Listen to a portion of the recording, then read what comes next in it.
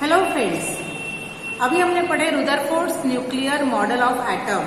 इसके बाद हम पढ़ेंगे Bohr stable orbit atomic model.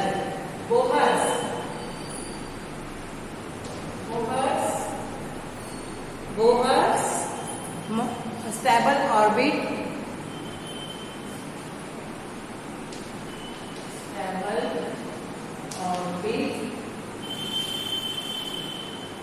Atomic model. ठीक है, अब ये हमने पहले पढ़े डाल्टन, फिर थॉमसन, अब रुदरफोर्ड का scattering experiment. Bohr stable orbit atomic model हुआ है, ये इस्टेब्लिश हुआ उस साल में इन 1913। कहाँ पे? 1913।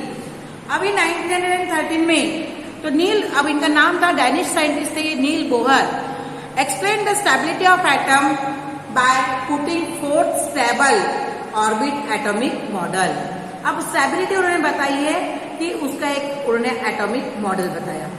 The important postulate of Bohr's atomic models are as follows. Book में है 30 पेज में, देखो अपना। The electron revolving around the electrons revolve around the atomic nucleus lie in the concentric circular orbit at certain distance from the nucleus। इसका मतलब होता है कि ये न्यूक्लियस है, इस न्यूक्लियस में है प्रोटॉन और न्यूट्रॉन, और ये इलेक्ट्रॉन ये सर्कुलर ऑर्बिट में कॉन्सेंट्रिक होते हैं। यहाँ पे क्या होते हैं? ये इलेक्ट्रॉन्स। यहाँ पे क्या होते हैं? ये इलेक्ट्रॉन्स। समझ में आया? पहले वाले का उन्होंने अपना लिया है। Second point, energy of electron is constant while it is in a particular orbit. अलग अलग ऑर्बिट में, इस ऑर्बिट में इस इलेक्ट्रॉन की एनर्जी कांस्टेंट यानी स्टेबल होती है। अपने अपने ऑर्बिट में इलेक्ट्रॉन की एनर्जी स्टेबल होती है। Number 3 point, when an electron jump from the inner orbit to an outer orbit, it absorbs energy equal to the difference of its energy level, and when it jumps from outer to inner, it emits energy equal to the difference of its energy level। Niels Bohr ने stable orbit क्या बताया है? हमने बताया कि atom कैसे बना हुआ है, न्यूक्लियस और extra nuclear part. In the nucleus there is proton and neutron, that is total mass of atom. ठीक है, न्यूक्लियस पॉजिटिव चार्ज है, ये दोनों प्रोटॉन है, और एक एक्स्ट्रा न्यूक्लियर पार्ट में क्या पाए जाते हैं? इलेक्ट्रॉन, और वो पॉजिटिव चार्ज है वो नेगेटिव। ठीक है, नील बोहर ने ये जो मॉडल बताया, उन्होंने क्या बोला कि ये जो नेगेटिव चार्ज है, electron revolving in a circular manner, concentric manner, है ना। Electron moving around the nucleus, nucleus का अराउंड गोल घूमते इलेक्ट्रॉन एक सर्कुलर मैनर में घूमते हैं।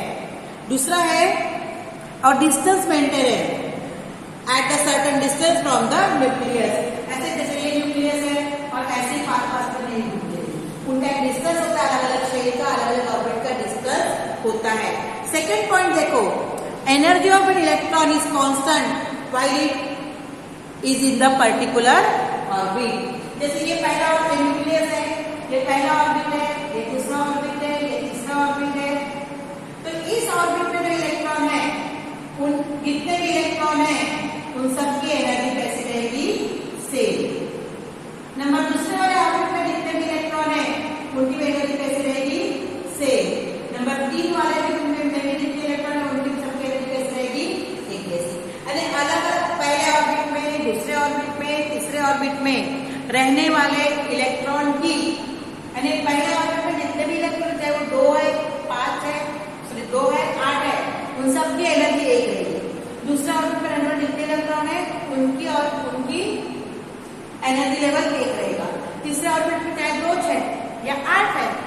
तो उनका एनर्जी लेवल सेम रहेगा, ठीक है।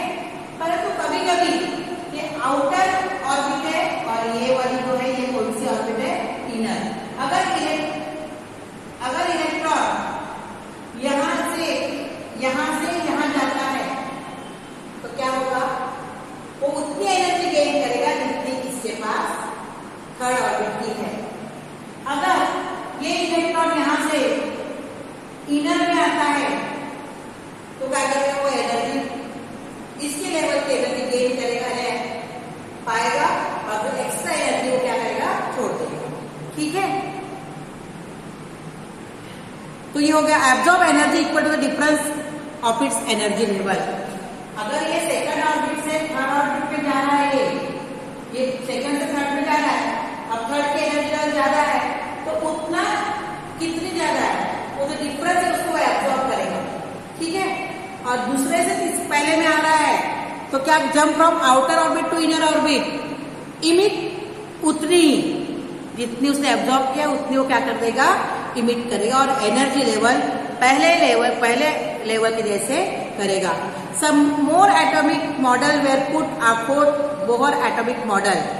Atomic structure was studied at depth with the advent of new branch of science called quantum mechanics. With all those, some well accepted fundamental principles of atomic structure are as follows. अभी हमने आपको Rutherford का और Niels Bohr का मैंने बता दी। इसके बाद मैं एटॉमिक स्ट्रक्चर बताऊंगी आपको। उस एटॉमिक स्ट्रक्चर में मुझे पढ़ाना है न्यूक्लियस। न्यूक्लियस में होता है प्रोटॉन और न्यूट्रॉन, और दूसरा पार्ट है एक्स्ट्रा न्यूक्लियर पार्ट जिसमें होते हैं इलेक्ट्रॉन। अब प्रोटॉन पॉजिटिव चार्ज है, न्यूट्रॉन में कोई चार्ज नहीं है, इलेक्ट्रॉन निगेटिव चार्ज है। ये मैं आपको कल जो वीडियो भेजूंगी उसमें आपको मैं वो सब समझाऊंगी। देखो, पर आप ना बहुत ध्यान से ये सब वीडियोस देखो। अपनी मुलाकात नहीं हो रही बेटा, साइंस सब्जेक्ट है, मैं हिंदी में आपको बताती हूँ कि मेरे से आपको मुलाकात नहीं हुई है। नहीं समझ में आया तो मुझे बोलो आप, ठीक है। और वो जो गूगल फॉर्म मैंने भेजा था उसको आप पढ़ो, है ना। क्वेश्चन लेसन नंबर 1 पढ़ के उसको सॉल्व करो, 7 मार्क्स तो है उसमें, ठीक है।